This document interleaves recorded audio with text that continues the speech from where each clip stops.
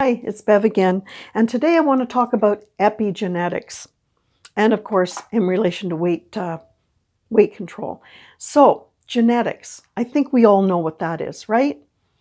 You have a genetic chromosome sequence, and that is from your mom and dad, right? You've heard of 23andMe, whatever. So you've got 23 pairs of chromosomes contributed by both your mom and dad, and you can't really change that. Epigenetics is a little different. So epigenetics is not passed along in the same sort of mechanism. Okay, so let's see what the differences are and what happens with those differences.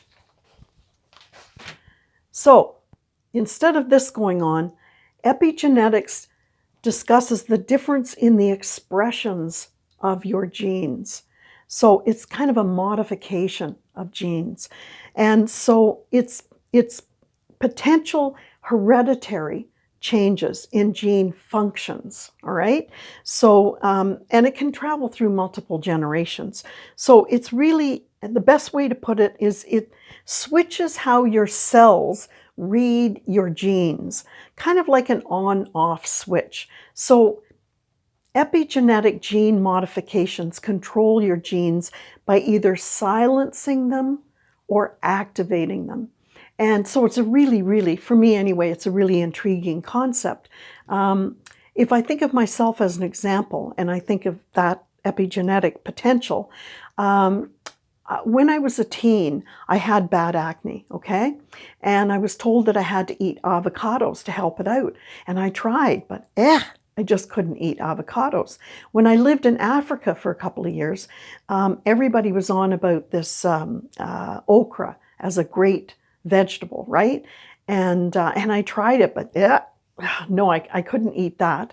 And even when I know the female libido is helped, right, by oysters, I still can't eat oysters.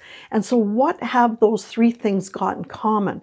They have a slimy taste in my mouth. And somehow my genes got switched in terms of how I like or don't like slimy tasting food. And I don't like it. And I never eat it. I don't care how good it is for me. I won't eat it. I'll spit it out. So let's think about weight control in terms of epigenetics. And what does epigenetics mean for weight gain or weight loss?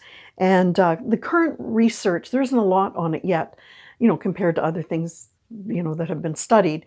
But the current research on epigenetics is mostly in terms of the morbidly obese.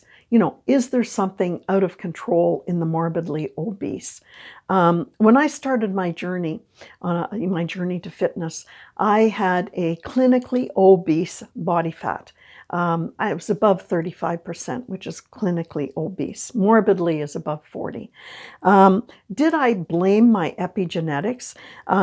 Did I figure I'd never be able to lose weight because of my epigenetics? No. I brought my body fat percentage down to a healthy 23% for my age. And so you can't decide that your epigenetics is the reason you're not losing weight.